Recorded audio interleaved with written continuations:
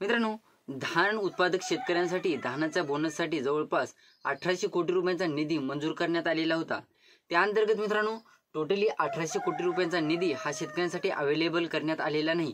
त्यामध्ये मित्रांनो 50-50 झालेला आहे। आता मित्रांनो 900 कोटी रुपयांचा निधी हा शेतकऱ्यांसाठी उपलब्ध करण्यात आलेला होता। त्यात सुद्धा मित्रांनो आता टोटली 900 कोटी रुपयांचा निधी हा शेतकऱ्यांना वितरित होणार नाही, तर त्याच्यापैकी जवळपास 600 ते 700 कोटी रुपयेच शेतकऱ्यांच्या खात्यावर वितरित करण्यासाठी मंजुरी देण्यात आलेली आहे। बाकीचे टोटली 900 कोटी रुपये जरी मंजूर करण्यात आलेले असले तरी 600 ते 700 कोटी रुपये शेतकऱ्यांच्या खात्यावर वितरित होणार आहेत। उर्वरित जे 200 कोटी रुपये उरतील 900 कोटी पैकी ते जवळपास शेतकऱ्यांच्या खात्यावर वितरित होण्याची कमी शक्यता आहे, किंवा जे शेतकरी अद्यापही धानाचं रजिस्ट्रेशन केलेलं नाही, किंवा काही शेतकऱ्यांनी म्हणजे जे आपण पडताळणी केलेली होती वगैरे, तर त्या पडताळणी अंतर्गत निधी मोठा मंजूर करण्यात आलेला आणि शेतकरी संख्या कमी झालेली आहे असं देखील उघडकीस आलेलं आहे। तर मित्रांनो, आपण काल परवा 2-3 जिल्ह्याविषयी माहिती घेतली होती की धानाचा बोनस गडचिरोली, भंडारा, गोंदिया जिल्ह्याविषयी आपण माहिती घेतली होती। त्यानंतर मित्रांनो नागपूर, पालघर जिल्ह्याविषयी बऱ्याच कमेंट आलेल्या होत्या। त्यानंतर मित्रांनो आपण ज्या जिल्ह्याविषयी माहिती घेतलेली होती त्या जिल्ह्यातील सुद्धा बऱ्याच कमेंट आले की बाबा तुम्ही तर म्हणत आहात की वाटप सुरू झालेलं आहे, परंतु अद्यापही कोणत्याही शेतकऱ्याच्या खात्यावर वितरित झालेलं नाही रक्कम। तर त्याविषयीची सविस्तर माहिती आपण आजच्या व्हिडिओमध्ये क्लिअर करण्याचा प्रयत्न करणार आहोत। तत्पूर्वी जर चॅनलवर नवीन असाल तर चॅनलला सबस्क्राईब करा आणि समोरील जे बेल आयकॉन बटन आहे ते दाबायला विसरू नका। तर नमस्कार मित्रांनो, मी राज सुरेतर स्वागत आहे कृषीमॅन यूट्यूब चॅनलमध्ये। मित्रांनो, तुम्हाला देखील काही प्रश्न असतील तर डायरेक्टली इंस्टाग्रामला मेसेज करून विचारू शकता। इंस्टाग्राम आयडी हा डिस्क्रिप्शन बॉक्समध्ये दिलेला आहे। मित्रांनो, काही शेतकऱ्यांच्या मेसेज आले सुद्धा असतील इंस्टाग्रामला, मी काल परवा बघितलेले नाहीत, आज त्या मेसेजचा रिप्लाय देण्याचा प्रयत्न करणार आहे। तर मित्रांनो, बरेच कमेंट आले की बाबा नागपूर जिल्ह्यातील धान बोनसचं काय झालं, पालघर जिल्ह्यातील धान बोनसचं काय झालं। तर मित्रांनो, पालघर जिल्ह्यातील धान बोनस हे 15 जून नंतर वाटप होणार असल्याची चर्चा समोर आलेली होती, परंतु मित्रांनो पालघर जिल्ह्यासाठी निधी किती मंजूर झालेला आहे अद्यापही माहिती समोर आलेली नाही। त्यानंतर नागपूर जिल्ह्यासाठी सुद्धा सेम कंडिशन आहे। नागपूर जिल्ह्याचा जे धानाचा बोनस आहे ते जवळपास 20 ते 22 जून नंतर वाटप होण्याची शक्यता आहे, परंतु मित्रांनो नागपूर जिल्ह्यासाठी निधी एक्झॅक्ट किती मंजूर करण्यात आलेला आहे त्याविषयीची अपडेट म्हणजे ऑफिशियल अपडेट आपल्या समोर आलेली नाही, त्या कारणास्तव आपण त्याबद्दल आपण बोललेलं नाही। त्यानंतर मित्रांनो आपण काल परवा गोंदिया, त्यानंतर गडचिरोली जिल्ह्याविषयी माहिती घेतली होती, भंडारा जिल्ह्याविषयी सुद्धा माहिती घेतलेली होती।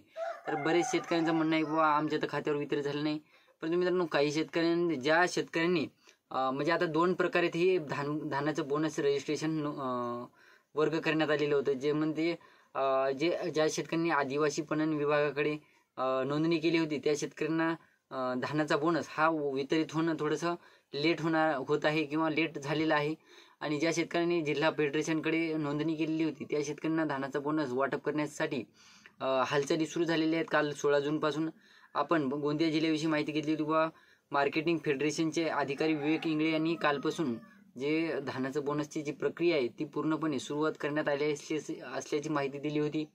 तर मित्रांनो, एकंदरीत बघायचं झालं तर आता धानाचा बोनस हा एकाच ठिकाणी, आता पीक विमा कसं एक 2-4 जिल्ह्यासाठी एकच कंपनी असते, त्या कंपनीमार्फत वितरित होत असतो, परंतु मित्रांनो इथे 2 जे आदिवासी पणन महासंघ आणि त्यानंतर मित्रांनो जिल्हा फेडरेशन या 2 ठिकाणी ही रजिस्ट्रेशन केलेलं असतं शेतकऱ्यांनी।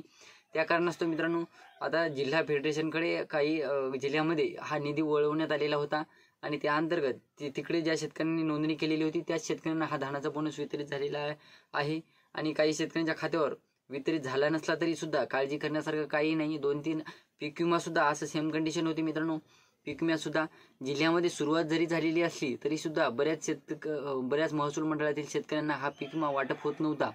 त्याचप्रमाणे मित्रांनो धानाचा बोनस सुद्धा सेम कंडिशन आहे। तुमच्या जरी जिल्ह्यात वाटप सुरू झालेलं असलं तरी सुद्धा तुमच्या देखील खात्यावर लवकरच ही रक्कम वितरित होणार आहे, काळजी करण्यासारखं काहीही नाही। तर ही होती छोटीशी माहिती मित्रांनो, आणि नागपूर जिल्ह्यातील सुद्धा आणि त्याबरोबर पालघर आणि काही इतर जिल्ह्यातून सुद्धा कमेंट आलेल्या होत्या। आता काही कमेंट मला वाटतं परभणी जिल्ह्यातून सुद्धा आलेल्या होत्या। मला नाही माहिती की परभणी जिल्ह्यामध्ये धानाचं उत्पादन होते की नाही, कधी फेक कमेंट होत्या ते सुद्धा मला माहिती नाही, परंतु मित्रांनो अपडेटनुसार गोंदिया, भंडारा, त्यानंतर नागपूर, पालघर या जिल्ह्यामध्ये धानाचं उत्पादन जास्त प्रमाणात होतं, तिकडे धानाचा बोनस सुद्धा वाटप होत असतो। तर आपण पुढील व्हिडिओमध्ये पालघर आणि नागपूर जिल्ह्याविषयी माहिती घेणार आहोत। ही होती छोटीशी माहिती। व्हिडिओ आवडला असेल तर लाईक करा, चॅनलला सबस्क्राईब करा आणि जास्तीत जास्त शेतकऱ्यांपर्यंत पोहोचवण्याचा प्रयत्न करा। धन्यवाद।